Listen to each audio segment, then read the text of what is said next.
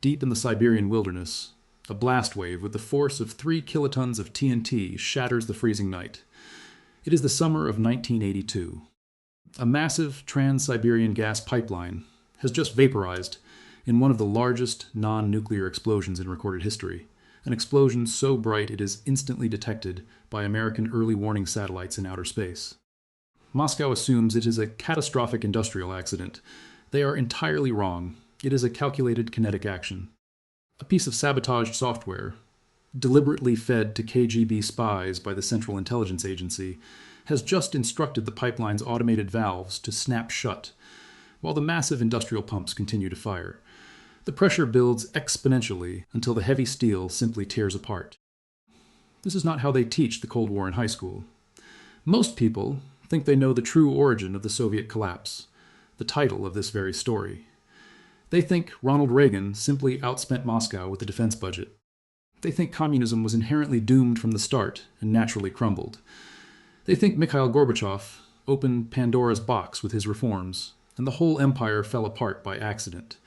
But almost every version of this historical narrative is either dangerously incomplete or flat out wrong.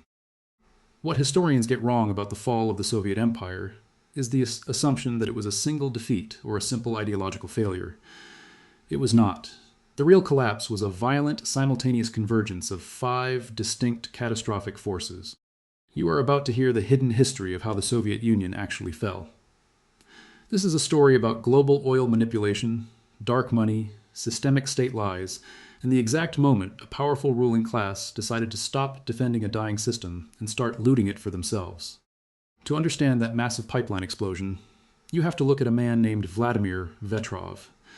Vetrov was a high-ranking KGB operative stationed in France.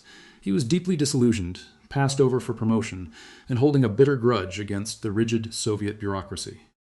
In 1981, Vetrov approached French intelligence with a dangerous offer. Over the next year, he handed over 4,000 highly classified documents. This massive intelligence haul, eventually codenamed the Farewell Dossier, revealed something that deeply shocked Western leaders. The Soviet Union was no longer innovating its own technology. It was surviving almost entirely by stealing Western research. The KGB had constructed a massive, highly organized directorate dedicated solely to industrial espionage, stealing everything from radar schematics and aviation blueprints to American microchips. When French President François Mitterrand quietly shared the Farewell Dossier with Ronald Reagan, a clever CIA official named Gus Weiss saw a unique opportunity. Weiss proposed a trap. Instead of publicly arresting the Soviet spies and shutting down the network, the CIA would let them continue to steal the technology they wanted. But the blueprints and the software would be subtly flawed. The logic bombs were designed to pass all initial Soviet quality control inspections before triggering weeks or months later. The Americans intentionally fed the KGB altered turbine designs, defective chemical manufacturing formulas, and buggy pipeline management software. The Siberian explosion was the terminal outcome of this covert operation. Historian Thomas Reed argues this specific act of sabotage dealt a fatal blow to the Soviet economy by destroying their most critical gas export infrastructure at a desperate time. Other historians debate the exact economic impact of the pipeline blast, pointing out that Soviet internal records of the explosion remain classified or missing to this day. But the psychological effect was absolutely undeniable. The Soviet leadership in Moscow suddenly realized their entire stolen technological base was poisoned. They could trust nothing. Every piece of stolen Western equipment was a potential bomb waiting to go off. But a blown pipeline was just a symptom of a much larger, fatal vulnerability. The Soviet Union in the 1980s was not a self-sustaining industrial superpower. It was a fragile petrostate. By the late 1970s, global oil prices had surged to record highs, filling Moscow's coffers with billions in hard currency.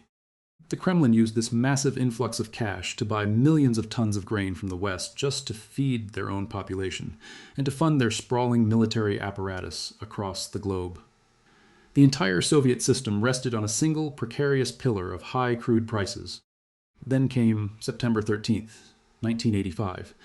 Saudi Arabia, deeply frustrated by other OPEC members constantly cheating on their production quotas, decided to flood the global market to ruthlessly reclaim their market share.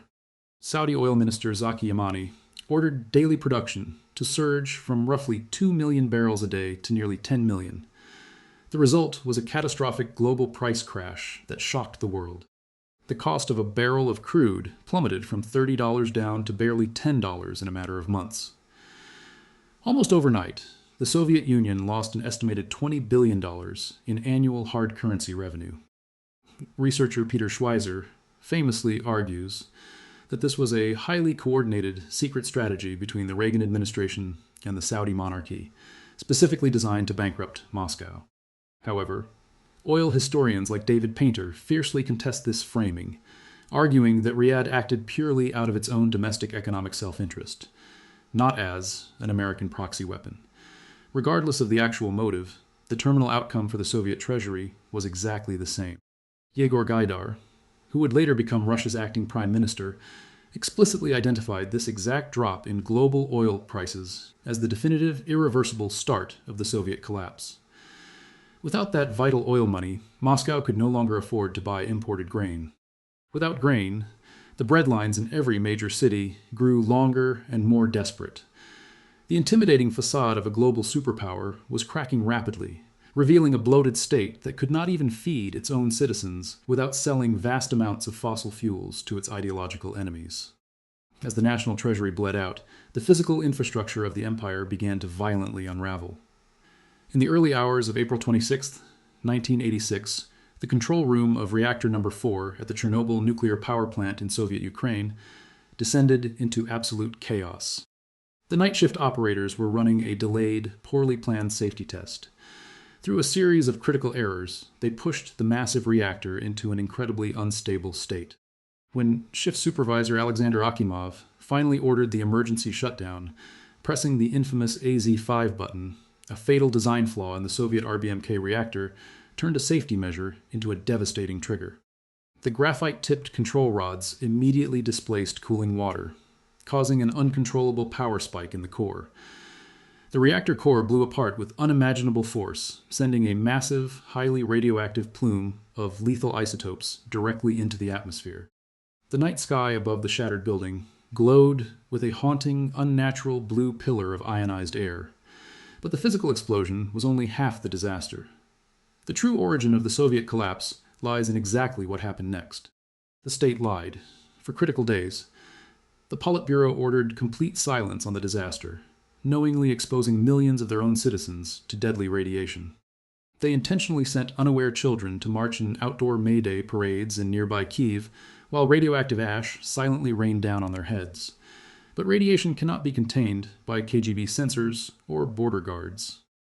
Alarms tripped at a nuclear plant all the way in Sweden, forcing a humiliated Moscow to finally admit the ugly truth to the world.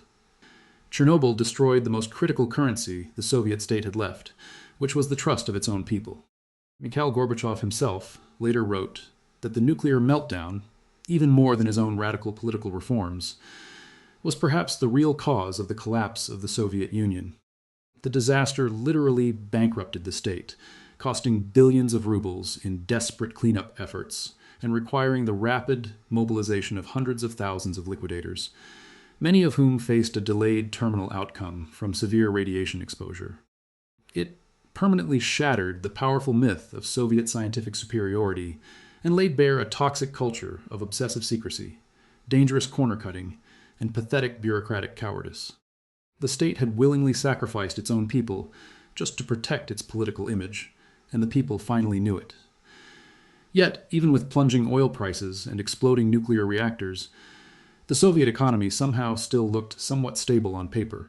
This brings us to the fourth hidden force, the profound structural rot of an economy that had been hiding deep stagnation behind wildly falsified statistics for a generation.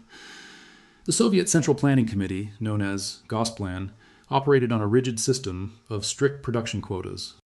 Factory managers were heavily rewarded for hitting specific tonnage or volume targets, not for producing usable, quality goods that consumers actually wanted. If a state glass factory was ordered to produce a certain total weight of glass for the year, they simply made the window panes so thick and heavy that you could not even see through them. If they were ordered to produce a certain square footage instead, they made the glass so thin it immediately shattered in transit. The entire national economy became a massive, absurd theater of systemic deceit. Historian Stephen Kotkin argues powerfully that the Soviet system was not just highly inefficient, it was fundamentally built on a foundation of fictional data. Managers routinely and deliberately falsified their output numbers simply to avoid severe punishment or to secure vital bonuses. The central government in Moscow then made massive budgetary decisions based entirely on these fake statistics, allocating precious resources to phantom projects and imaginary surpluses. To survive this madness, the real Soviet economy moved entirely underground. A massive shadow economy, widely known as the second economy, took over daily life. Citizens constantly traded stolen state goods, black market American jeans, and smuggled electronics in the shadows.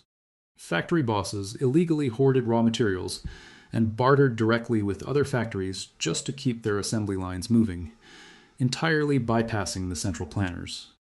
The official state economy was completely dead, heavily propped up by this vast shadow network of petty corruption and survival tactics. The state pretended to pay the workers, and the workers pretended to work. This massive lie could not be sustained once Gorbachev formally introduced Glasnost, a new policy of political openness that finally allowed the state press to report on the rampant food shortages, the endless queues, and the systemic industrial failures. Once the fake statistics were exposed to the harsh light of day, the deep psychological shock broke the public's remaining faith in the entire communist project. This brings us to the fifth and absolute most decisive factor in the fall of the empire, the singular event that history textbooks still consistently underplay. The collapse of the Soviet Union was ultimately an inside job. By the late 1980s, the Soviet elite, a privileged class known as the nomenklatura, clearly saw the writing on the wall.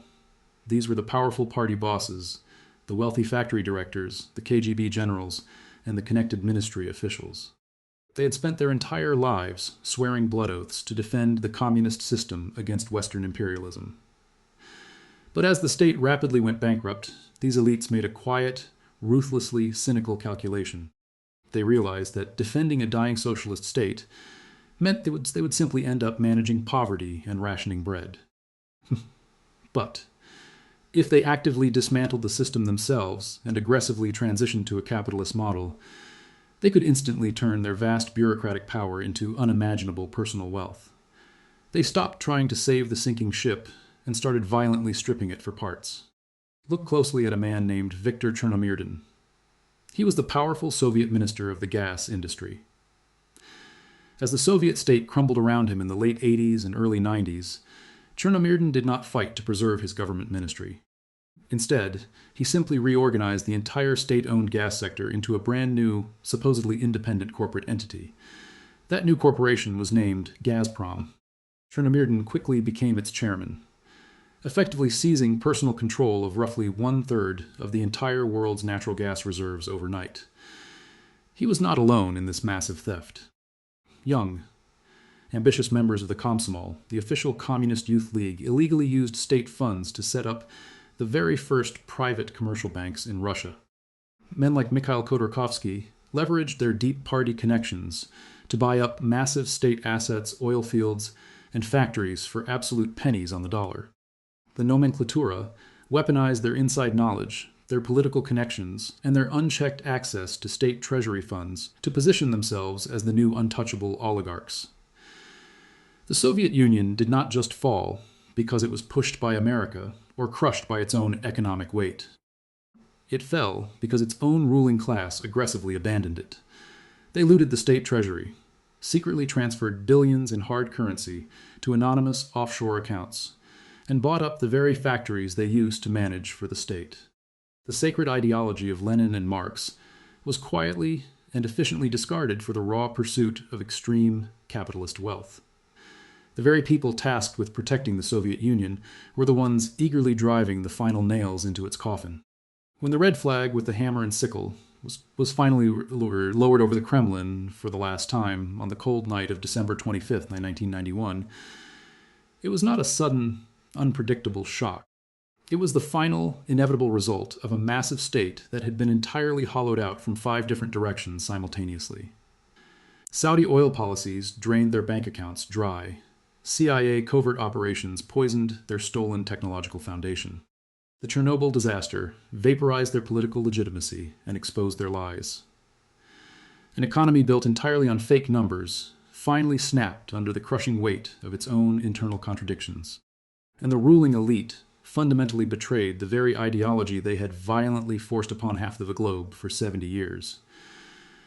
The true story of the Soviet collapse is not a simple, comforting fable of American moral triumph or inevitable socialist failure. It is a dark masterclass in how massive empires actually die, not from a single decisive battlefield blow, but from a terminal convergence of extreme external pressure and deep internal rot. The real tragedy is that the system cost millions of human lives to build, defend, and maintain, only to be secretly sold off in the dark by the exact men who ran it. The consequences of that massive historical theft are still violently dictating the geopolitics of Eastern Europe today. The powerful oligarchs who aggressively seized power in the chaotic, lawless days of 1991 directly set the stage for the rigid authoritarian system that controls Moscow right now. Do you think the Soviet Union would have somehow survived if global oil prices had magically stayed high through the 80s? Or was the communist system fundamentally doomed to collapse from the inside no matter what happened in the global energy markets?